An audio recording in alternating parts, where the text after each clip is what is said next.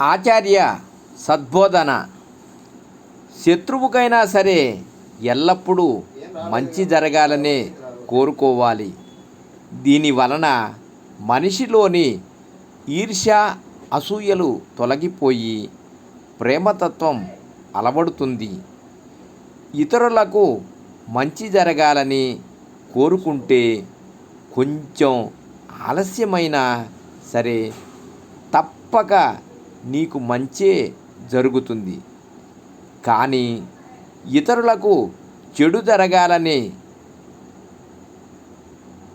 కోరుకున్న వాడికి చెడు జరగనే జరగదు. కారణం, దేవుడనేవాడు అందరికీ సదా మంచినే చేస్తాడు. ఒకవేళ ఎవరికైనా చెడు సంభవిస్తే అది వారి కర్మఫలం తప్ప మనం చెడు జరగాలని కోరుకోవటం వలన కానే కాదు. ఊరికే పాపం మూట కట్టుకోవటం ఎందుకు?